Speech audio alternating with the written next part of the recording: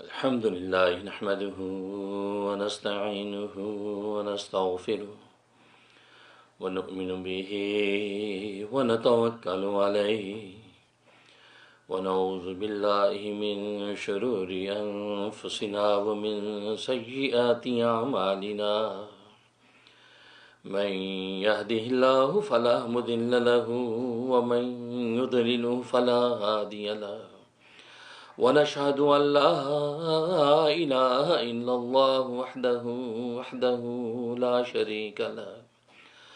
شريك له ولا نظير له ولا مثل له ولا مثال له ونشهد أن سيدنا وسندنا وشفيعنا وشفيع أمرنا وحبيبنا وحبيب ربنا ومولانا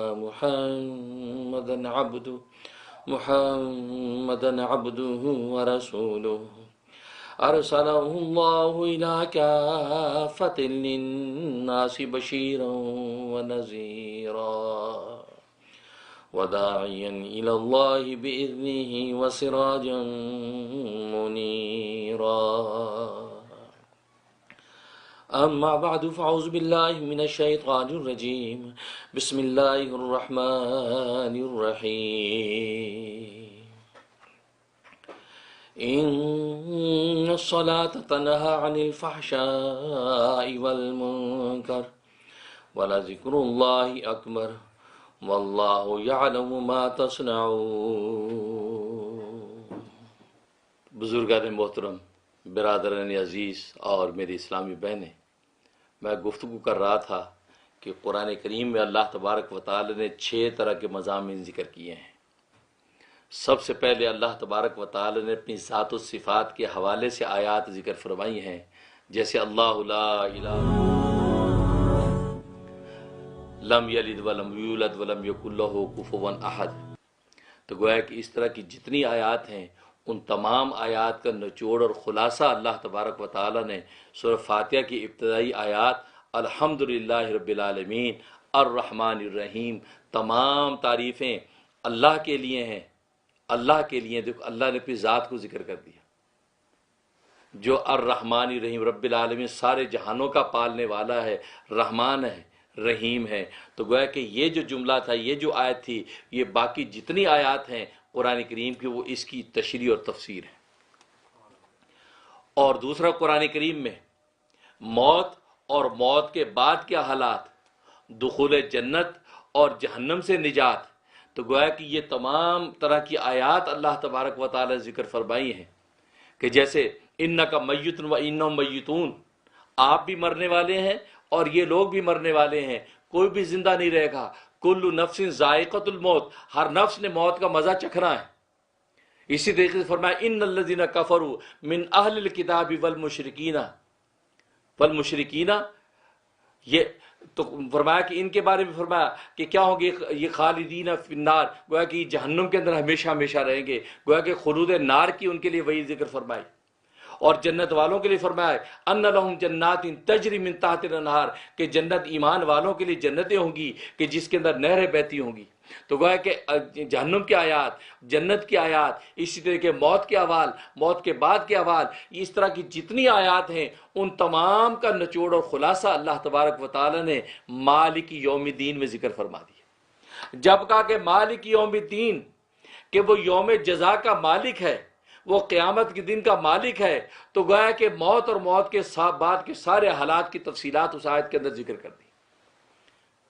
کہ ظاہر ہے کہ یوم جزا کا مالک ہوگا جہاں بدلے دیے جائیں گے، جہاں انعام اور جہاں انجام بانٹے جائیں گے، تو گویا کہ وہاں جنت بھی آ گئی، دوزخ بھی آ گئی، گویا کہ کامیابیاں بھی آ گئیں، ناکامیاں بھی آ گئیں۔ پھر یہ کہ مرنے کے بعد کی زندگی ہے، کل نفس ذائقۃ الموت، تو گویا کہ مرنے کے بعد کیا ہوگا، بعد کے حالات کیا ہوں گے، حشر کی تفصیل بھی آ گئی۔ تو گویا کہ ایک مالکی یوم الدین کے اندر اللہ تبارک و تعالی نے بعد کی ساری آیات کا نچوڑ و خلاصہ ذکر کر دیا۔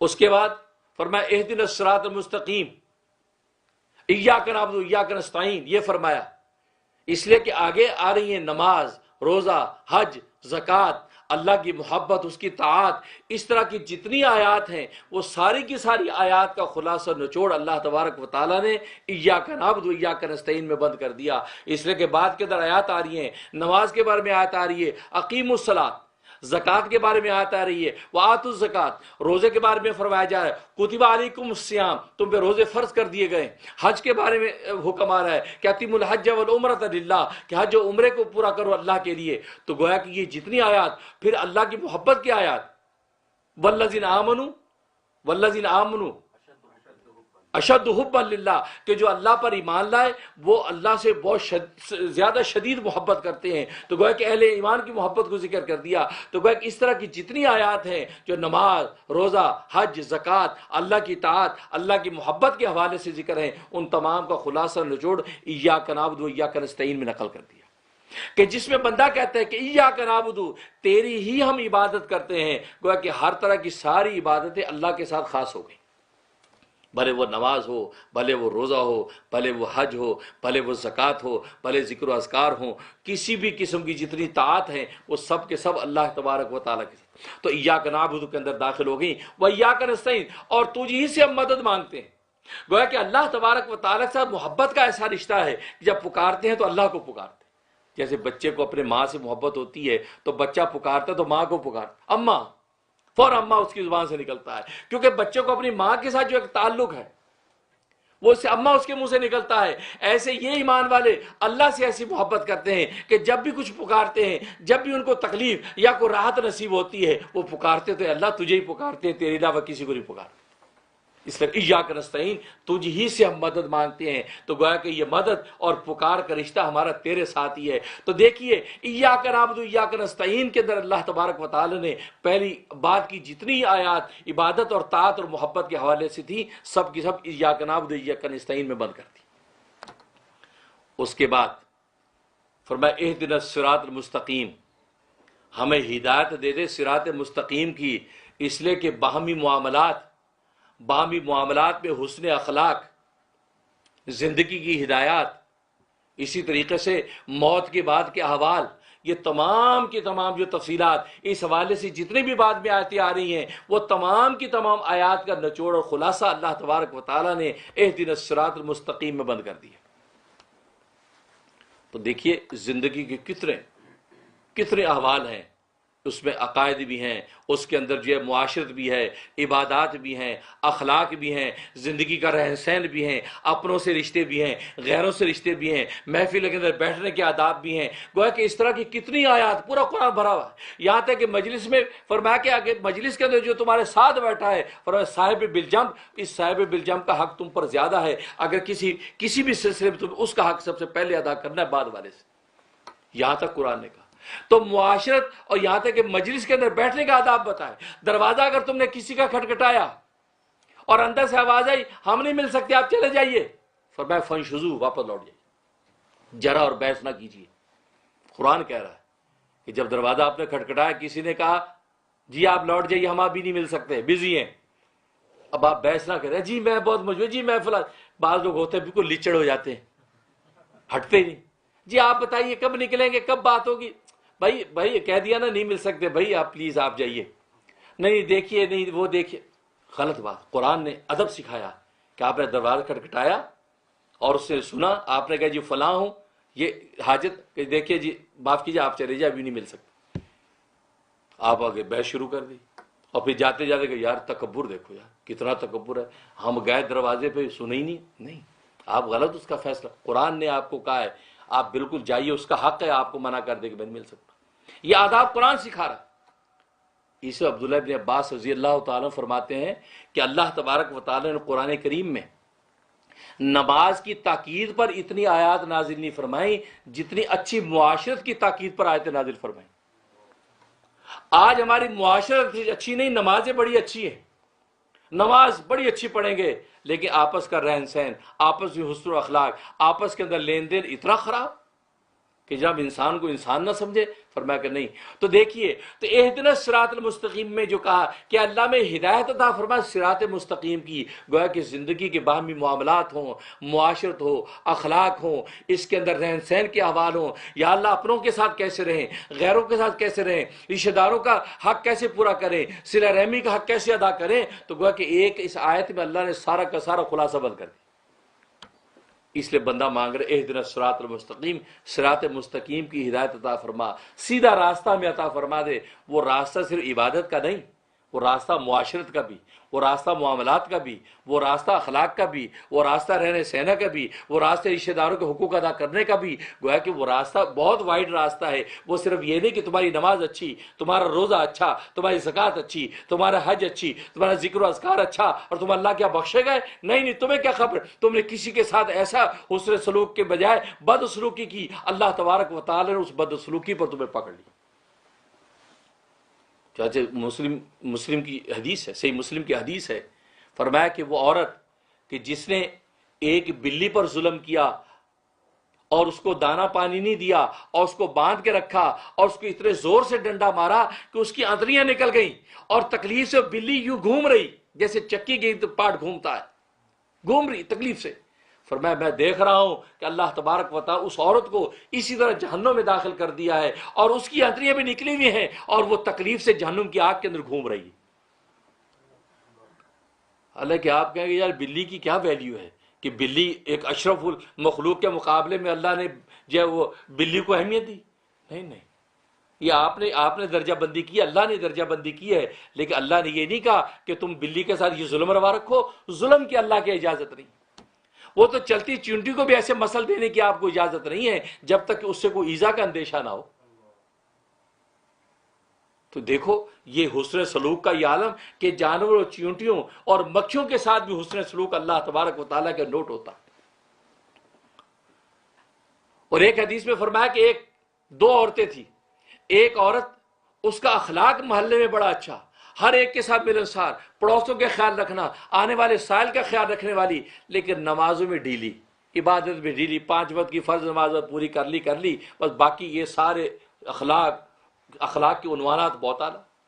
دوسری ایک عورت جو ہر وقت تسبیح مصلی، 5 نمازیں، تہجد، اشراق، کیا نمازیں پڑھ رہی ہے، ذکر و اذکار کر رہی ہے، دونوں رسول اللہ صلی اللہ علیہ وسلم کے سامنے دونوں عنوان لائے گئے، یا رسول اللہ صلی اللہ علیہ وسلم، ایک تو یہ عورت ہے نماز اس کی ڈھیلی ڈھالی ہے، مشکل سے 5 نمازیں پوری کرتی ہے، لیکن محلے کے اندر حسن و اخلاق یہ ہے کہ غریبوں کا خیال، بھوکوں کے خیال، پڑوسوں کے لحاظ، آنے والے سے حسن سلوک یہ کرتی ہے۔ اور دوسری بڑی عبادت کرتی ہے، ہر وقت خدا کے دھیان میں رہتی ہے، لیکن بد اخلاق ایسی کہ جب اس سے بات کرو تو زہر اگلتی ہے، دل پھاڑ دیتی ہے، دل چیر دیتی ہے، بات ایسی کرتی ہے دل کلیجہ ٹکڑے ہو جاتا ہے۔ تو یا رسول اللہ دونوں کے بارے میں کیا ارشاد ہے؟ فرمایا کہ وہ پہلے والی عورت جس کی نمازیں ڈھیلی ہیں لیکن اخلاق اعلیٰ ہے، فرمایا وہ جنت میں جائے گی، اور جس کی نمازیں اعلیٰ ہیں اخلاق برے ہیں، فرمایا وہ جہنم کا ایندھن ہے۔ کہاں پھرتے ہیں آپ نے نماز اعلیٰ کر کے اور اپنے دائیں بائیں کو دیکھا نہیں، اس کا مطلب آپ نے اصل میں نماز کی حقیقت کو نہیں سمجھا۔ نماز کی حقیقت یہ نہیں تھی کہ صف اول میں کھڑے ہو کے آپ نے نماز پڑھ لی، ختم۔ نماز کی حقیقت تو یہ تھی کہ جب آپ نماز میں آ گئے اور نماز میں آ کے دائیں بائیں صف آپ نے بنا لی، جس کے پاؤں کے ساتھ پاؤں جوڑ لیا، کندھے سے کندھا ملا لیا، اور جب سلام پھیرا تو اس کو بھی کہا السلام علیکم ورحمۃ اللہ، اس کو کہا السلام علیکم ورحمۃ اللہ، تو آپ نے گویا کہ نماز میں آپ کی پریکٹس کرائی جا رہی ہے کہ پورے محلے کے لوگ آ گئے، اب آپس میں ایک دوسرے صفے بنا کے ایک دوسرے مل جل کے آپ نماز ادا کر رہے ہیں۔ اس کا مطلب یہ آپس کا دلوں کا میل جول یہ تمہارے اندر پیدا ہو جانا چاہیے نماز پڑھنے سے۔ اگر نماز پڑھنے سے تمہارے اندر یہ پیدا نہیں ہوا، اس کے باوجود تم اجنبی رہے، جب اپنے پڑوس میں گئے تو وہ جو نماز میں پڑوس میں تھا، جہاں آپ سلام کر رہے تھے، اس کو ادھر ادھر سلام کر رہے تھے، مسافر کر رہے تھے، پڑوس میں وہ بھوکا تھا، تم نے اس کی بھوک کی فکر نہ کی، اس کا تم نے اس نماز کی حقیقت کو سمجھا نہیں ہے، لہذا وہ نماز اللہ کے تمہاری قبول نہیں ہوئی، اس لیے کہ تم نے بد اخلاقی کر کے نماز کو ضائع کر دی۔ تو نماز ہم نے یہ سمجھا پڑھ لی تو چلے نہیں، اس نماز کی آواز دیکھو۔ یا السلام علیکم آپ کس کو کرتے ہیں؟ آپ دائیں والے کو سلام کرتے ہیں، اپنے دائیں فرشتوں کو سلام کرتے ہیں، اگر امام آپ کے دائیں تو اس کو سلام کرتے ہیں۔ اور سلام کرنے کا مطلب کیا ہے؟ آپ یہاں نہیں تھے، آپ کہیں دوسری جگہ سے آئے، اس لیے کہ نماز کی حالت میں آپ عرش معلیٰ پر چلے گئے، اللہ کے پاس چلے گئے، وہ سفر آخرت میں چلے گئے، اس لیے حدیث میں الصلاۃ معراج المومن، نماز مومن کے معراج ہے۔ تمہارا نبی اس جسم و جان کے ساتھ معراج کر کے گیا آسمانوں پر، اور تم نماز کے اندر کھڑے ہو جاؤ، کیونکہ نماز اسی معراج کے سفر میں تحفہ ملی تھی۔ تم نماز میں کھڑے ہو جاؤ گے اور سجدے میں گرو گے تو اللہ تبارک و تعالیٰ تمہیں روحانی معراج عطا کر دیں گے، گویا کہ تم روحانیت کا وہ سفر کر کے معراج کا واپس لوٹتے ہو۔ مسافر جب واپس لوٹتا ہے تبھی تو سلام کرتا ہے، اس لیے پھر آپ کہتے ہیں السلام علیکم ورحمۃ اللہ، السلام علیکم ورحمۃ اللہ۔ کیا مطلب؟ ہم وہ سفر سے لوٹے ہیں، اب دوبارہ سلام ہو رہا ہے۔ لیکن آپ نے اگر اس کی حقیقت کو سمجھا نہیں کہ ہم تو اکٹھے سفر کیا تھا، اکٹھے سفر سے واپس آئے تھے، ہم مسافر ایک دوسرے حق کو پہچانتے تھے، تو آپ مسجد سے باہر نکل کے اس کو پہچانے بھی نہیں؟ تو فرمایا کہ نہیں۔ تو گویا کہ وہ عورت کہ جو نمازیں تو پڑھتی ہے لیکن اس کی حقیقتوں کی اس کو خبر نہیں ہے، تو گویا کہ وہ تو جہنم کا ایندھن ہے۔ اور جس نے ٹوٹی پھوٹی نمازیں پڑھ لی لیکن اس کی حقیقت کو اسے پکڑ لیا، حسن اخلاق سے اسے سب کا دل مو لیا، تو اللہ تبارک و تعالیٰ اس کی بخشش کرتی۔ اس لیے عبادتوں کی حقیقت کو جانو۔ امام غزالی رحمۃ اللہ علیہ کتنا بڑا آدمی، اللہ اکبر، اس پائے کا عالم پیدا نہیں ہوا جس کے علوم و معارف کو پڑھ کے آج عالم بصیرت و علم حاصل کرتا ہے، معرفت علم کی منزلیں طے کرتا ہے۔ امام غزالی لکھا کہ ان کا انتقال ہوا، مرنے کے بعد اللہ کے ہاں پیشی ہوئی، وقت کے ولی نے خواب میں دیکھا، امام غزالی سے پوچھا کہ آپ اللہ کے ہاں پیشی ہوئی، کیا ہوا، کیا ماجرا ہوا؟ کہا کہ اللہ کے سامنے پیشی ہوئی، اللہ تبارک و تعالی مجھے پوچھا تو نے کیا کیا میرے لیے، تو میرے لیے کیا لایا ہے؟ کہا کہ میں نے اپنی کتابیں گنوائی، میں نے وہ کتاب لکھی، میں نے وہ کتاب لکھی، میں نے وہ کتاب لکھی، میں نے وہ علوم پھیلائے، پوری تفصیلات۔ اللہ تبارک و تعالی فرمایا کہ تمہاری بخشش ہم ان میں سے کسی کام کی وجہ سے نہیں کر رہے، تمہیں خبر ہے کہ ہم تمہاری بخشش کس وجہ سے کر رہے ہیں؟ امام غزالی کہتے ہیں کہ میں نے کہا اے رب ذوالجلال، آپ دانا بینا ہیں، آپ ہی جانتے ہیں، مجھے کچھ خبر نہیں۔ فرمایا کہ وہ وقت ایک مرتبہ تو کتاب لکھ رہا تھا، اور آپ جانتے ہیں کہ پہلے قلم دوات کا زمانہ تھا، تو تم نے دوات میں قلم ڈبویا اور لکھنے کے لیے قلم جیسے رکھا تھا، ایک پیاسی مکھی آئی اور آ کے اس کی سیاہی چوسنے لگی اس کی نوک کے پاس، تو تم نے اس قلم کو روک لیا یہ سوچ کے کہ یہ پیاسی ہے، چلو تھوڑی دیر اس کو پانی پینے دو۔ وہ سیاہی چوستی رہی یہاں تک اس نے اپنا کلیجہ ٹھنڈا کر لیا، کلیجہ ٹھنڈا کر کے جب اڑ گئی، اب تم نے آگے لکھنا شروع کیا، تو نے اس مکھی کا کلیجہ ٹھنڈا کیا، آج تجھے بخشی، ہم تجھے ٹھنڈا کر دیتے۔ اللہ اکبر! دیکھا بخشش کس پہ ہو رہی؟ ایک مکھی کے ساتھ ایک حسن سلوک پر بخشش ہو رہی۔ اور آپ یہ سوچتے ہیں کہ نہیں حسن سلوک ہوگا تو بادشاہوں کو کریں گے، بڑے پائے کے لوگوں کی کریں گے، یہ چھوٹے موٹے لوگوں کو کون پوچھتا ہے؟ ارے مکھی پر بخشش ہو رہی ہے، امام غزالی جیسے آدمی۔ اس کا مطلب یہ ہے کہ اللہ تبارک و تعالیٰ کے یہاں نظام ہی الگ ہے۔ تو وہ آیات کہ جس میں باہمی معاملات میں حسن اخلاق کا تذکرہ، زندگی کی ہدایات، اسی طریقے سے مرنے کے بعد کے احوال، اس کی جو تفصیلات، جتنی وہ آیات ہیں، ان آیات کا خلاصہ نچوڑ اللہ تبارک و تعالیٰ نے اہدنا الصراط المستقیم میں بند کر دیا۔ اس کے بعد فرمایا صراط الذین انعمت علیہم، کہ راستہ ان لوگوں کا کہ جن پر آپ کا انعام ہوا ہے۔ تو گویا کہ وہ آیات جس میں انبیاء کا ذکر ہے، اولیاء کا ذکر ہے، انبیاء کے پیروکاروں کا ذکر ہے، انبیاء کے منزلت اور عظمت کا ذکر ہے، یہ جتنی آیات ہیں ان آیات کا خلاصہ نچوڑ اللہ تبارک و تعالی نے صراط الذین انعمت علیہم میں بند کر دیا، کہ راستہ ان لوگوں کا جن پر اللہ تبارک و تعالی نے انعام فرمایا۔ ظاہر قرآن کریم وذکر فی الکتاب ابراہیم، یاد کر تم ابراہیم کا ذکر کرو، انہ کان صدیقا نبیا، بے شک وہ بڑا سچا تھا اور اللہ کا نبی تھا۔ وذکر فی الکتاب مریم، وذکر فی الکتاب موسیٰ، ما کان محمد ابا احد من رجالکم ولکن رسول اللہ وخاتم النبیین۔ تو گویا کہ یہ جتنی آیتیں ہیں کہ جس میں انبیاء کا ذکر ہے، اولیاء اللہ لا خوف علیہم ولا هم یحزنون، اولیاء اللہ کا ذکر ہے، فرمایا یہ جتنی آیات ہیں ان تمام آیات کا خلاصہ نچوڑ اللہ نے صراط الذین انعمت علیہم کے اندر بند کر دی۔ تو گویا کہ یہ 5 طرح کے مضامین ہو گئے، اور چھٹا مضمون آگے کہا غیر المغضوب علیہم ولا الضالین، نہ کہ راستہ ان لوگوں کا جن پر آپ کا غضب ہوا، اور نہ ان کا کہ جو گمراہ ہوئے۔ اس لیے کہا کہ قرآن کریم میں ان لوگوں کا ذکر کہ جو اللہ کے دشمن، دشمنان خدا کا ذکر، دشمنان مصطفیٰ کا ذکر، دشمنان انبیاء کا ذکر، دشمنان اولیاء کا ذکر، گویا کہ وہ لوگ جو قاتلین انبیاء ہیں، نبیوں کو جنہوں نے قتل کیا، اولیاء کو قتل کیا، صلحاء کو قتل کیا، ان کے ساتھ دعوتیں کی، نبیوں کی بات نہ مانی، نبیوں کی تکذیب کی، تو گویا جتنے دشمنان خدا کا تذکرہ تھا، فرعون تھا، حامان تھا، شداد تھا، نمرود تھا، یہ تمام کے اشخود شیطان تھا، یہ سارے کے ساری جتنی آیات ان کے حوالے سے موجود ہیں، ان تمام کا خلاصہ نچوڑ اللہ تبارک و تعالیٰ نے صراط غیر المغضوب علیہم ولا الضالین کے اندر بند کر دی۔ اب بتاؤ ان 6 طرح کے مضامین کے علاوہ کوئی 7واں مضمون قرآن میں نہیں۔ سارے کے ساری جہاد قرآن کریم کے اندر مضامین کی بند ہو گئی ہے۔ اگر کوئی نظر آتا بھی ہے وہ ان میں سے کسی کی برانچ اور شاخ تو ہے، کوئی مستقل مضمون نہیں۔ یہ کمال ہے اس قرآن کریم کا۔ تو 6 طرح کے جتنے مضامین تھے ان تمام مضامین کا خلاصہ جو سورہ فاتحہ میں بند کر دیا۔ الحمدللہ رب العالمین الرحمن الرحیم مالک یوم الدین ایاک نعبد و ایاک نستعین اہدنا الصراط المستقیم صراط الذین انعمت علیہم غیر المغضوب علیہم ولا الضالین۔ اس کے بعد فرمایا آمین، اور آمین کا مطلب ہے قبول فرما، مطلب جو مانگا ہے اے اللہ اس کو قبول فرما، مطلب ہمیں ہدایت عطا فرما۔ تو دیکھا یہ ہے سورہ فاتحہ کا کمال کہ سورہ فاتحہ میں سارے مضامین بند۔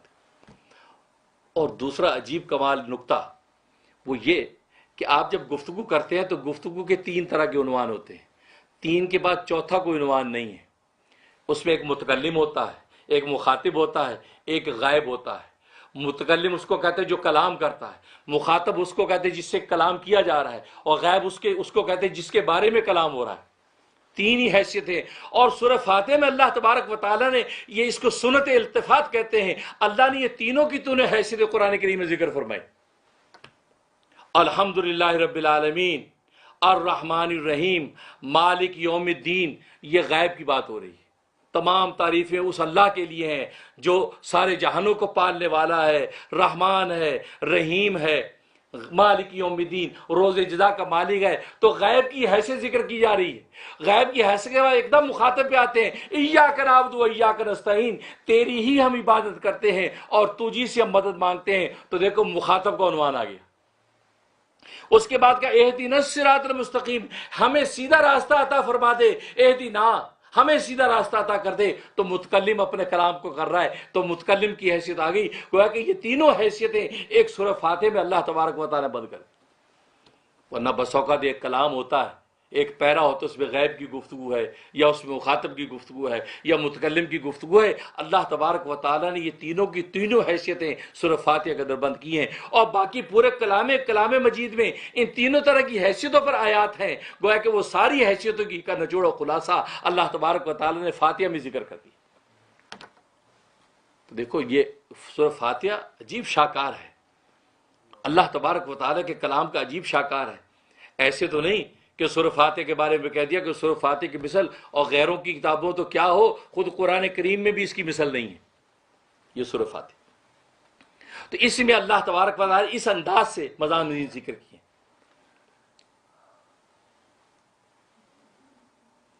اور پھر عجیب بات یہ ہے کہ قرآن کریم کے منافع صرف روحانی اللہ نے نہیں رکھے، اس کے مادی منافع بھی رکھے ہیں۔ اس لیے قرآن میں کہا وَنُنَزِّلُ مِنَ الْقُرْآنِ مَا هُوَ شِفَاءٌ وَرَحْمَةٌ لِّلْمُؤْمِنِينَ، ہم نے جو قرآن کریم نازل کیا یہ شفا ہے۔ شفا کس سے ہوتی ہے؟ بیماری سے ہوتی ہے، اور شفا کا کو عام رکھا ہے۔ اس کے اندر یہ فرمایا کہ دل کی شفا، روح کی شفا عام رکھا ہے، جسم کی شفا، روح کی شفا، بدن کی شفا، مادیت کی شفا، روحانیت کی شفا، ظاہری شفا، باطنی شفا۔ گویا کہ شفا کے جتنے بھی عنوان ہیں اللہ تبارک و تعالی نے سب کا خلاصہ نچوڑ قرآن میں رکھا۔ وَرَحْمَةٌ لِّلْمُؤْمِنِينَ، اور یہ رحمت ہے، یہ رحمت ہے ایمان والوں کے لیے۔ تو شفا ظاہر ہے کہ انسان کو بیماری سے بھی چاہیے، تو اللہ تبارک و تعالی اس میں ساری بیماریوں کا علاج قرآن میں رکھا ہے۔ یہاں تک کہ حدیث میں آتا ہے سورہ فاتحہ کے بارے میں، اور بخاری ترمذی کی حدیث ہے، سیاہ ستہ کی حدیث ہے۔ ابو سعید خدری رضی اللہ تعالیٰ فرماتے ہیں ہم ایک سفر میں نکلے تو ایک گاؤں میں پہنچے، کفار مشرکین کا گاؤں تھا۔ وہاں جب ہم پہنچے تو وہاں کا جو سردار تھا وہ سر کے درد میں مبتلا تھا، اس کو سر کا درد تھا۔ اب انہوں نے دیکھا کہ یہ کوئی بدو لوگ آئے ہیں، انہوں نے کہا بھائی تم میں کوئی سنیاسی ہے، کوئی طبیب ہے، ہمارے سردار کے سر پہ درد ہے، ذرا اس کا علاج کر سکتے ہو تو بتاؤ۔ ظاہر کہ پہلا آج کا زمانہ تو تھا نہیں کہ ہسپتال ہوں اور ڈاکٹر ہوں، ایسے سنیاسی ایسے پھرا کرتے تھے۔ انہوں نے کہا ہاں ہم کرتے ہیں، لیکن شرط ہے۔ کیا شرط؟ شرط یہ ہے کہ 100 بکریاں لیں گے۔ 100 بکریوں کی شرط لگائی، اور امام بخاری نے باب باندھا بشرط قطیم من الغرامی، کہ شرط لگانا بکریوں کو ریوڑ لینے کی، گویا کہ یہ دم کرنے پر شرط لگا کر لینا جائز، اور 100 بکریاں۔ اور آج ایک بکری کتنے کی آتی ہے امریکہ میں؟ میں خواہ $300 کی تو ہوگی، مریل سی نہ ہو، وہ تو $100 کی مل جائے گی۔ آپ نے تو بوٹیاں کھانی، ہڈیاں تو نہیں کھانی۔ تکڑی تو 300 کی آئے گی۔ اب 100 کے حساب لوگ کتنے ہزار بن گئے؟ 100 بکریاں 300 کتنے؟ 30,000۔ 30,000 ڈالر لے رہے ہیں۔ اب اس کے بعد کیا آپ نے؟ ٹھیک ہے، دم کیا۔ دم کیا کہ سورہ فاتحہ پڑھ کے دم کی، سورہ فاتحہ پڑھ کے دم کی، پھونکا، سر کا درد ٹھیک ہو گیا۔ وہ کہتا ہے میں تو ایسے ہو گیا کہ جیسے ابھی کسی سر بندھا ہوا تو چھوٹ گیا، بالکل فریش۔ 100 بکریوں کا ریوڑ لے لی، $30,000 لیے فاتحہ دم کرنے پہ۔ اور یہاں علماء بیچارے پورے پر بھر بھر کے پیکٹ دیتے ہیں آپ کو، کہتے تھے $100 دے دو، آگ لگ جاتی۔ کیا اللہ کے کلام، آپ اللہ کا کلام بیچ رہے ہیں؟ یہ تاج کمپنی کا قرآن بازار سے فری ملا تھا آپ کو؟ بتائیے، آپ قرآن بازار سے لاتے فری ملتا ہے؟ $70 کا ملتا ہے، $100 کا ملتا ہے، تو قرآن بازار میں فری پہ کریں۔ کبھی آپ کسی کتب خانے پہ گئے کہ یار قرآن فری میں بانٹو یار؟ وہ کہتا ہے $70 کا لینے تو لو۔ تو تاج کمپنی کو قرآن بیچنا جائز اور خریدنا جائز، اور یہاں ایک آیت لکھ کے $100 مانگنے، آگ لگ گئی۔ او دیکھا، دنیا بنا رہے دنیا۔ وہ صحابہ سے زیادہ 100 بکریاں لی بھائی، $30,000 لیے۔ اب صحابہ نے کہا کہ یار لے تو لیے، سورہ فاتحہ دم کیا، ہم رسول اللہ سے پوچھ تو لیں، کیونکہ صحابہ تو ہر بات میں احتیاط کرتے تھے۔ اب دیکھو یہ اللہ کی تکوینی حکمتیں ہیں، یہ بعد والی امت کی اصلاح کرنا مقصود تھی، کہ بعد والی امت جو ہے وہ کسی قسم کی تہمت درازی کرے، وہ اس کا جواب اسی وقت ہو رہا ہے۔ مدینہ آ گئے، کہا یا رسول اللہ صلی اللہ علیہ وسلم، وہ سردار بیمار ہوا، ہم نے فاتحہ دم کیا، جھاڑا، وہ ٹھیک ہو گیا، اس پر ہم نے 100 بکریاں، اور بکریاں طے کر کے لی جا رہی ہیں، بخاری ترمذی کی حدیث، طے کر کے 100 بکریاں لیں گے پھر کریں گے۔ آج کے بیچارے یہ درویش، یہ علماء، یہ صلح تو یہ بھی نہیں کہتے آپ کو دے دیتے، بھئی آپ اتنا دے دو، جتنا دینا دے دو یار، ہے؟ اس پر یہ ہنگامہ، اس پر بھی 100 باتیں، وہ کیا کرایہ سارا تمہارا ضائع ہو جاتا ہے۔ تو رسول اللہ کو کہا یا رسول اللہ ہم نے 100 بکریاں لے لی، کیا ہمارے لیے حلال ہے؟ فرمایا کہ اللہ کا، پہلے تو یہ بتاؤ تمہیں کس نے بتایا کہ یہ فاتحہ جھاڑ ہے، یعنی سر کے درد کا علاج ہے؟ یہ تمہیں کس نے بتایا؟ کمال ہے، خود ہی تم نے فائنڈ آؤٹ کر لیا، واہ واہ سبحان اللہ۔ اور دوسری بات یہ کہ اللہ کے کلام پر پڑھ کر تم نے جو لیا، اس سے زیادہ پاکیزہ کوئی روزی نہیں ہے، اس روزی میں میرا حصہ بھی لگاؤ، اس میں میرا بھی حصہ۔ اطیب کا لفظ فرمایا، اطیب، کہ پاکیزہ ترین روزی ہے وہ کہ جو اللہ کا کلام پڑھ کے تم نے لی ہے، اس میں میرا حصہ بھی لگاؤ۔ اور رسول اللہ حصہ اپنا اس لیے لگوایا تاکہ آنے والی امت میں کوئی شخص یہ نہ کہے کہ رسول اللہ نے صحابہ کا دل رکھنے کے لیے کہہ دیا چلو یار تمہاری حلال ہے کھا لو، خود نہیں لیا، لیکن رسول نے کہا نہیں میرا حصہ بھی رکھو، ورنہ حضور کو حصے کی کیا ضرورت تھی؟ لیکن یہ بتانا مقصد تھا، یہ صرف صحابیت کے مقام کے منافی نہیں بلکہ نبوت کے مقام کی بھی منافی نہیں ہے کہ فاتحہ دم کر کے اس پہ اجر لے لیں۔ آج کسی کی ولایت کے مقام کے منافی کیا ہوگا؟ کسی عالم کے علمیت کے مقام کے منافی کیا ہوگا؟ جبکہ صحابیت اور نبوت کی شان کے خلاف نہیں ہے، آج کسی عالم کی علمیت کے خلاف کیسے ہو گیا؟ اس لیے ان واقعات سے، ان حدیث سے سبق بھی سیکھا کرو۔ ہر وقت عداوت اور حسد، عداوت کیا کا پردہ آنکھ کے آگے نہ لے کے پھرا کرو، اجی یہ کیا ہو رہا ہے، جی پیسے لے رہے ہیں، اجی پیسے لے رہے ہیں، قرآن کی آیت لکھی، تعویذ دیا، پیسے لے رہے ہیں۔ بھائی یہ اسی حدیث سے استدلال کیا علماء نے کہ وہاں پر صرف دم کیا، پھونکا تو لے لی 100 بکریاں، اور یہاں تو لکھ کے دے رہے ہیں، اس کا تو لینا بالکل واجب ہے، بنتا ہی بنتا ہے، کوئی گنجائش ہی نہیں ہے۔ اور جیسے میں نے بتایا کہ تاج کمپنی کے قرآن مفت مل رہے ہیں تمہیں، پیسے کے ملتے ہیں، وہاں کیوں نہیں شور مچاتے یار تم نے قرآن بیچا کیوں ہے، تم قرآن بیچ رہے ہو؟ نہیں بھائی، یہ اجرت ہے۔ تو اس لیے نبی کریم صلی اللہ علیہ وسلم نے حیرانی ظاہر فرمایا کہ تمہیں کیسے پتا چلا کہ یہ جھاڑ ہے؟ تو معلوم کہ یہ گویا کہ انسان کی مادی بیماری کو علاج سورہ فاتحہ میں، اور پھر علماء نے بڑے بڑے اس کے تجربات اور مشائخ نے تجربات اور مشاہدات کے بعد قرآن سورہ فاتحہ کے فوائد لکھے ہیں۔ سب سے پہلے تو بسم اللہ الرحمن الرحیم جو پہلی آیت ہے اس کے بڑے فوائد لکھے ہیں، اور بڑے مادی منافع کے لیے علماء نے لکھا کہ 12,000 مرتبہ اگر بسم اللہ الرحمن الرحیم پڑھا جائے، اور اگر شب جمعہ میں پڑھا جائے تو بیسٹ، ورنہ روزانہ پڑھیں تو فرمایا کہ 7 دن کے اندر آپ کا کیسا بھی بڑے سے بڑا مسئلہ ہو حل ہو جائے گا۔ 1,000 مرتبہ بسم اللہ الرحمن الرحیم پڑھ کے 2 رکعت آپ نے نفل پڑھنی ہے، درمیان میں نفل حاجت پڑھ کے دعا کرنی ہے اور دروشی پڑھنا ہے۔ اس کے بعد پھر آپ نے 1,000 بسم اللہ پڑھنی ہے، پھر 2 رکعت نفل پڑھنی، دروشی پڑھ کے دعا کرنی ہے۔ اسی طریقے سے آپ وہ 12,000 مرتبہ بسم اللہ پڑھ کے دعا کر لیں، اللہ تبارک و تعالیٰ غیب سے آپ کے مقصد کو پورا کر دیں گے۔ اور ایک نفع یہ لکھا ہے کہ عصر کی نماز کے بعد قبلہ رخ بیٹھ کے آپ کثرت سے بسم اللہ الرحمن الرحیم پڑھتے رہیں۔ اگر آپ پر کوئی آفت آئی ہوئی ہے، کوئی پریشانی آئی ہوئی ہے، بسم اللہ پڑھتے رہیں یہاں تک کہ مغرب کی اذان ہو جائے، مؤذن اذان دینے آ جائے، اذان کے دوران جیسے اسے اذان شروع کی آپ سجدے میں گر جائیں اور سجدے میں گر کے اپنی حاجت اللہ سے مانگنا شروع کریں۔ جس دوران میں اذان ہو رہی ہے آپ اللہ سے مانگتے رہیں، اور جیسے ہی مؤذن اذان ختم کرے آپ سر اٹھائیں اور ہاتھ چہرے پر پھیر لیں اور نماز میں شامل ہو جائیں۔ فرمایا 7 دن آپ کریں گے آپ کا مقصد پورا ہو جائے۔ اور فرمایا کہ میاں بیوی میں جھگڑا ہوتا ہو، ظاہر وہ تو ہوتا ہی ہے ہر گھر میں، شاید ہی کوئی گھر ہو جس میں جھگڑا نہ ہوتا ہو، دنیا میں تو جھگڑا ہوتا ہی ہے۔ تو فرمایا کہ بسم اللہ الرحمن الرحیم 786 مرتبہ بسم اللہ الرحمن الرحیم پانی پہ دم کر کے دونوں میاں بیوی پئیں تو آپس میں ایسی الفت محبت پیدا ہو جائے گی، مثالی الفت محبت۔ اگر کوئی ایک اگر بے اتنائی کرتا ہے، شوہر اگر خیال نہیں کرتا تو شوہر کو پلائے دم کر کے، شوہر اس کی محبت میں گرفتار ہو جائے گا۔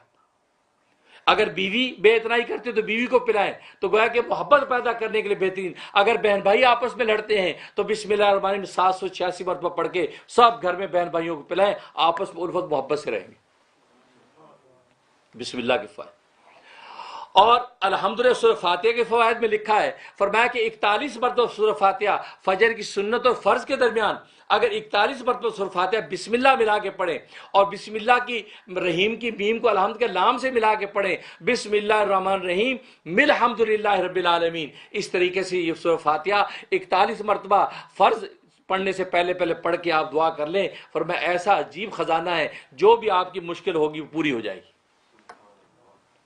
اور ایک اس کا فائدہ لکھا سورہ فاتحہ کا، فرمایا کہ اگر روزی میں تنگی ہے، رزق کے حوالے سے پریشانی ہے، تو جیسے ہی چاند نظر آئے تو چاند یعنی اسلامی مہینہ شروع ہو، اس کے بعد پہلا ہفتہ آئے تو ہفتے کے دن فجر کے بعد آپ 70 مرتبہ سورہ فاتحہ پڑھیں، اول آخر 11 مرتبہ درود شریف، 70 مرتبہ پڑھ کے آپ دعا کریں اپنے روزگار کی، اپنی خوشحالی کی۔